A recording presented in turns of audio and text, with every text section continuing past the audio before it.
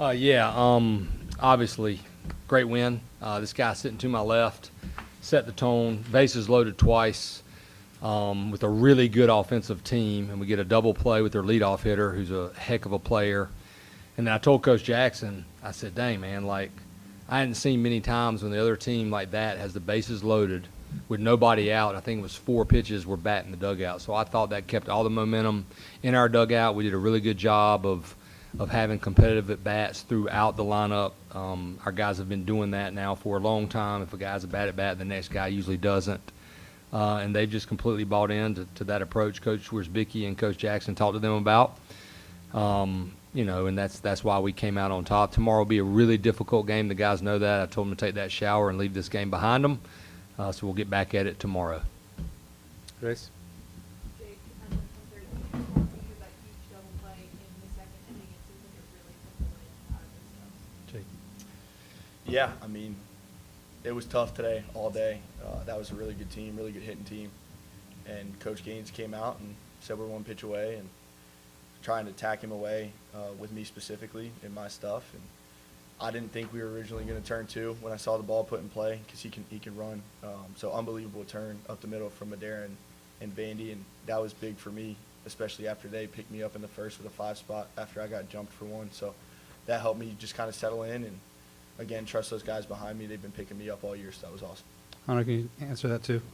I think it was just huge by Jake right there, just to get his pitch through there and just turn double play. It's just, I think it was a momentum killer for them, I would say. And just kept the momentum on our side throughout the whole game. Tommy? Coach Forbes, it felt like maybe they approached play differently than other teams have. Not trying to kill the ball, just trying to get, I think you get more hits than you get enough all year. Did you notice that or see that? And then that mound visit by game really settled in. Yeah, I mean, I think everybody's approach against Jake has to be, you better be ready for the fastball. And I think that's what theirs was. I think Jake will tell you he wasn't like Jake Knapp A+ sharpness, but he's always A+ competitiveness. So that's why he's our Friday guy. But they were staying short to the ball. They were having good at-bats. But again, I told the team back there, great pitchers make big pitches in the biggest situations. They have a knack for that. They're better in the tougher situations, and he had 2 really tough ones. And to get out of both of those with only 1 run in those innings was really big for us. Adam? Hunter, what do you make of the way you guys have started these games the last couple of days? I think the 5 spot today made it 14 runs in the first inning in the last 4 games. I mean, what is it? What's working there for you guys, and what do you think's happening? I would say just going out there, just staying with our approach, working what we've done in the cages is pretty much this whole week, and just sticking to our approach and getting our pitches and hitting them, I would say. Pat? Hunter, kind of a similar there. I mean, you guys have had a track record here your time years working with Coach Wierzbicki where when you have these kind of long layoffs in the games, cutting for a pitcher, you guys can really come out like runners. What is it about their training that was so good for you guys really able to execute that kind of success? Just watching video every day of the pitcher and just putting his machine the way he's going to throw and just go out there and just execute our plan throughout the whole game. Don't take a pitch off, I would say. In the back. On a day when it was good as you didn't have your best stuff, how important was it for you to just really grit up and when you look up, you still got through, but you got to the 8th inning and put together another great strong start? Yeah, I mean, for me, especially today, with the way our offense is swinging, it makes it easy on me. Like, I didn't have my best stuff, but I was just trying to attack and keep the ball in the park. It ended up working out pretty well, but they had a good approach, and we're on the barrel a lot today. So when you don't have your best stuff, just try and fill it up, and still hitting's really hard. So make them string together a bunch in a row, and I was lucky at times to give up just singles, but just trusting the defense, especially on a day like today where I'm not able to punch a lot of guys out. Quick follow-up, how good did it make you feel to see the way they just picked you up, especially after that first inning, drop the 5 spot, and you go out there with a shutout? It's awesome. I mean, it changes the game. It kills the momentum that they have right away and allows me to settle in a big game, big environment. So knowing those guys are going to do that every time I'm out there, I mean, it makes my job really easy. Here in the front then, Brian. Coach, speaking about that movement specifically, you see the shift in and you know the hits it whether or not. How much do you guys work on that position Yeah, honestly, it's not. You have to be really careful. That's like a Derek Jeter type ability to look at the shift and move the ball like that. So really, we just try to get our pitch and drive that pitch. We don't work hard at all on beating the shift. But with 2 strikes, I mean, like Stoke right there, they were playing him in a 5, what we call it, where everybody was on the right side except for the third baseman, and the 6 hole was open. So Stoke knows if I just move the ball right there, I can beat the shift. So we do work on that with 2 strikes. Brian in the back. Hunter, how does it feel to be back this season being impacted Super Regional? And then what was going through your mind during that first inning home run? I would say it feels unreal to be back here playing in Super Regional at Chapel Hill. It's just playing with Knapp and all the old guys, just coming back one last year and just playing feels amazing here at UNC. RL.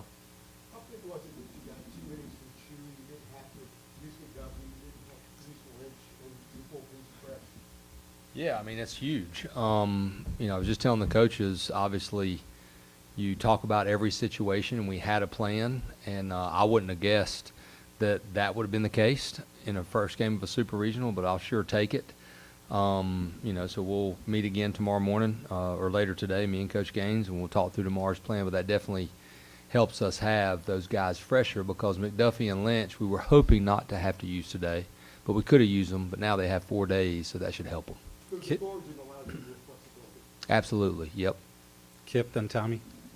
Yeah, Hunter, you and Luke had already homered by this point, and you send one to the center field wall, and your center fielder makes an amazing catch on. Did you see it live when he made the catch? Were you watching it? Yes, I did. It was an unbelievable catch. And before that one, Gavin's ball, he made an unbelievable catch too. He was a great center fielder, just made 2 great catches. Tommy. Coach Forbes, any thought of sending Kevin on that trip? No.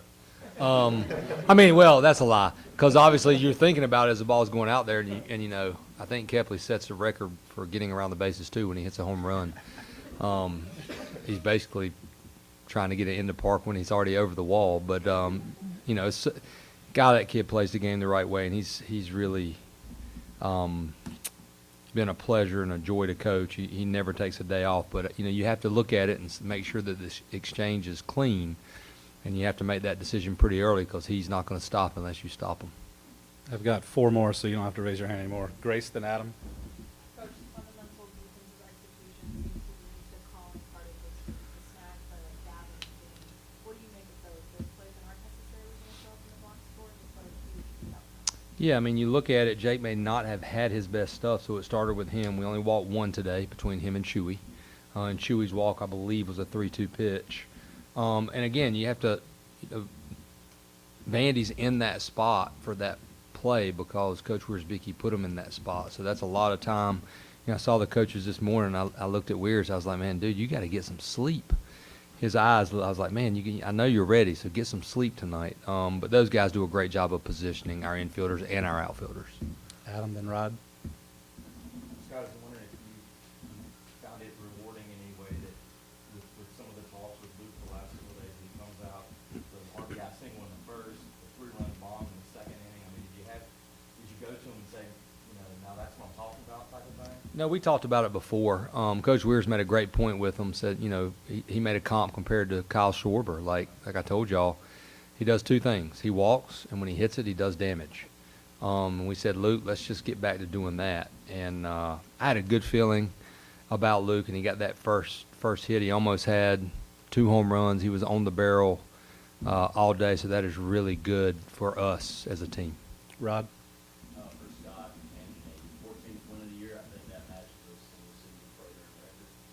What's that mean for you to see that place of history for Jake and Jake for you to be a part of that?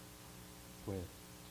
I mean, it's way bigger than just me. That's what I've kind of leaned on all year. It's a credit to these 2 right here and everybody else in the program. They've put me in a position to have that happen this year, and I'm just very grateful that it's come that way, and it's something that I'm proud of, but I'm just grateful to be a part of something so special. Scott. I didn't know that was the case, but obviously it's what he deserves. I've been coaching a long time. We set my office. Jake was trying to decide if he was going to come back for another year. and I'm just thankful that he trusted all of us and he made that decision. And he's pitching in our uniform and not a pro uniform. He can pitch in that in August. For Jake, you held the top 3 hitters in the lineup to 1 for 12. How important is that? The rest of them did some damage, but yeah, I mean, those guys are really good at the top, and they set the tone for that offense. But Coach Gaines had a really good plan, especially for those guys at the top. I didn't do my job executing through the rest of the lineup. But, I mean, it's a really good team, really offensive team, and Jason he'll have to make his pitches tomorrow, so they'll make adjustments, and I was just happy to at least get a couple guys out.